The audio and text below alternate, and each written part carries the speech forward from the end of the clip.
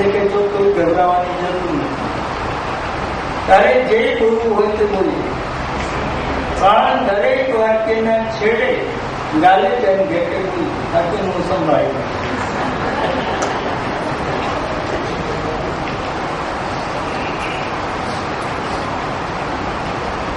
એટલે વ્યાખ્યાનની પૂર્વ ભૂમિકામાં પેલા એ કહ્યું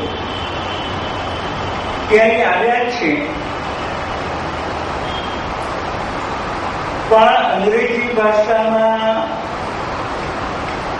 એ સંપૂર્ણ બોલી શકે એમ નથી, માટે પોતાની ભાષામાં એ લેક્ચર આપશે, પછી આપણે એનું અંગ્રેજીમાં અનુવાદ કરીશું.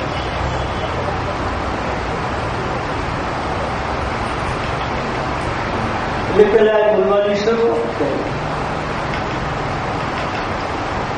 તમારે ત્યાં તો બધા વહેલા ઉઠીને કામે ચાલ્યા જાય છે ને સાંજ સુધી આમાં તનતોડ કામ કરે છે.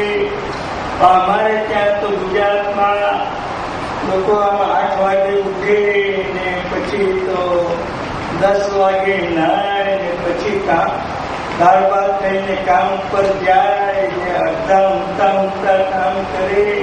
આવું અમારે ત્યાં આજ સુધી ચાલી રહ્યું છે, હજુ ભવિષ્યમાં પણ આવું ચાલતું જ રહેશે. ગાલે એન્ડ ગેટ ઇટ. એટલે પેલા એના મિત્રે તાળી પાડી, એટલે આખા હોળે તાળી પાડી. આવું પેલો 1.5 કલાક સુધી બોલતો રહ્યો. પછી આયોજન કરનારે કહ્યું, ખૂબ ઊંડાણથી વિષયોને સમજાવ્યા. એમણે સમય વધારે થઈ ગયો છે એટલે એનો અનુવાદ રજૂ કરવાનો ટાઈમ નથી આપણી પાસે. હોલ આપણને 1.5 કલાક મળ્યો તો આપણે ખાલી, એટલે ભવિષ્યમાં વ્યાખ્યાનને છપાવીને તમારા સુધી પહોંચાડીશું. અત્યારે બધા માફ કરજો. એમ આજે આપણે ત્યાં પેલાને માયાવાદ બોલવો હોય તો માયાવાદ, રામાનુજને બોલવો હોય તો એ છેલ્લે એટલું જ કહેવાનું, વલ્લભ આમ કે છે.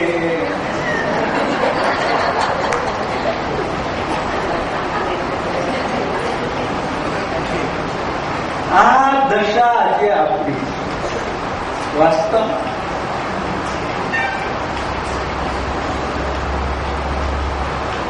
આમાંથી જો બહાર નહીં નીકળે તો આવતીકાલ આપણી કેવી હશે.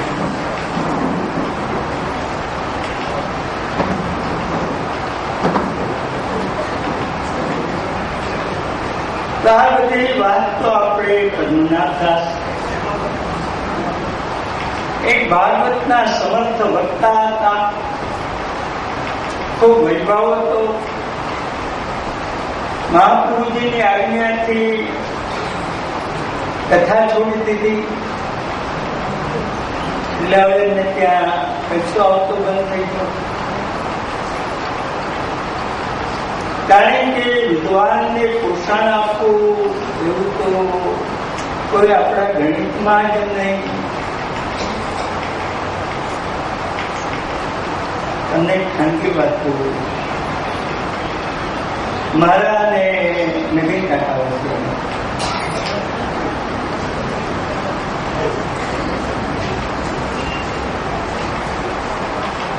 ઘણા વખતથી હું વિચારતો હતો કે સુબોધનીજીનું પ્રકાશન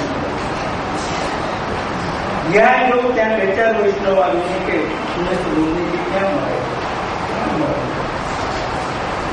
એટલે વિચારતો હતો કે પ્રકાશન કર્યું. અહીં કાર્યની બાગમાં એક નારાયણભાઈ જોશી, જેના ઘરમાં શ્રીનાથજી થોડો સમય ઘડ્યા, એમને મેં કહ્યું એટલે મને એમણે અંદાજ લાવી આપ્યો કે 17 લાખ રૂપિયા. હું એ દુવિધામાં હતો કે સંસ્કૃતમાં પ્રકાશિત, ગુજરાતીમાં પ્રકાશિત કરવા કે હિન્દીમાં. કારણ કે ગુજરાતીમાં કરીએ તો એનું ક્ષેત્ર એક સીમાટું, હિન્દીમાં હોય તો વધારે. ત્યાં એક દિવસ નવીન કાકાએ મારા પર કૃપા કરી, વધારે કે આ કામ કરવાનું. ભલે. પછી એમને કહ્યું કે આપણે પ્રથમસ્કંદનું પહેલું પુસ્તક પ્રકાશિત કરીએ, એટલું અત્યારે આપણી પાસે છે. હું ફલાણાની પાસે ગયો, ઢેકણાની પાસે ગયો, આમની પાસે ગયો. એમણે એવું કહ્યું કે જયારે 10મો સ્કંદ છાપવાનો આવે ત્યારે તમે મળજો. એમના જવાબ.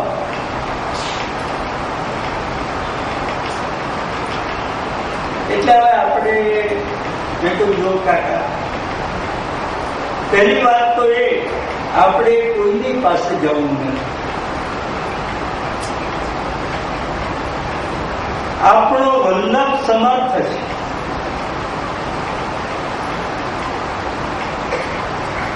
કોઈની પાસે એટલે જેમણે જેમણે આપણને પ્રોમિસ કરે છે કોઈની પાસે નથી. વલ્લભ કરશે તો હું તમારી સાથે જોડાઉં. અને મારી એમની તો ઈચ્છા એ હતી એટલું ગુજરાતી પ્રકાશિત કરવું, સંસ્કૃત લેવું નહીં, કારણ કે ખર્ચો વધી જાય ને એમની રીતે 100% સાચા હતા. પણ મારી હાથ સંસ્કૃત જોડી લેવું, એટલું સંસ્કૃત પ્રકાશિત કરીશું તો કોઈ નહીં. પણ ગુજરાતીને હિસાબે લેશે તો એના ઘરમાં મહાપ્રભુજીની વાણી જરાશે, અને ભાષાંતર કરીશું તો આપણા જેવાની વાણી, જેનું કોઈ ઠેકાણું નથી. મારી આ ઘટ એમણે સ્વીકારી. અને એમનો પણ અંદાજ એ હતો લગભગ 16 લાખ રૂપિયા. તો એ પણ દેશમાં મને કહેતા હતા સંસ્કૃત લઈશું તો ખર્ચો ડબલ થઈ જશે. ખર્ચની તો આપણે ચિંતા શું કામ? વલ્લભ બેઠો છે એ કરશે ચિંતા, કારણ કે એની ચિંતા કરવાની જરૂર છે,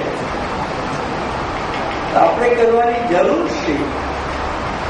અને તમે બધા જાણો છો, બધા જ ગ્રંથ પ્રકાશિત થઈ ગયા, પૈસા એને માટે આવતા જ રહ્યા. જેમને પ્રોમિસ કર્યા હતા એની પાસે એક પૈસો માંગવા જવું ના પડ્યું. અને એ પણ બધા એવા ઉદાર કે ક્યારે પૂછવા ના આવ્યા કે અમે તમને પ્રોમિસ કરી તો અમે તમને ક્યારે આપીએ.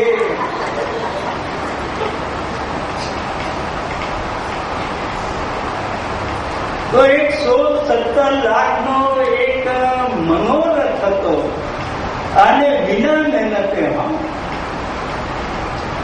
શ્રી વલ્લભ જો આપી શકતો હતો તો પછી ચિંતા કાપી નકારી. આ તો એક પ્રત્યક્ષ અનુભવ. ચાલો એ તો સુબોધજી પૂરા થયા, પછી અનુભવ છાપીને આપ્યા તો કોઈની પાસે પૈસો ન મળે. એમાંથી મહાપ્રભુજી અક્ષય ભંડાર આપ્યો. એમાં વધતું રહે પણ છૂટતું ના રહે.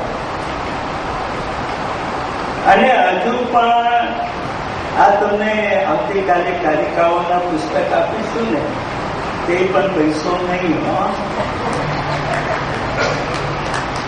કહી દઉં ને આપવાનું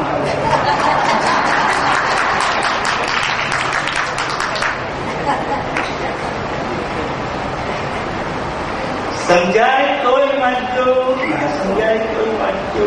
પણ એને અને વાંચવાનો સમય ના હોય તો એના દર્શન કરજો અને ચરણ સ્પર્શ કરજો, તોય વલ્લભ અપાર્થ થવું. વલ્લભનો એક એક શબ્દ કલ્પવૃક્ષ છે. જેટલી આપણી કલ્પનાઓ એ પૂર્ણ કરે એવી જો કોઈ વાણી છે તો વલ્લભની વાણી. આ તો આવતીકાલે હું બધું કહેવાનો સમય ના રહે.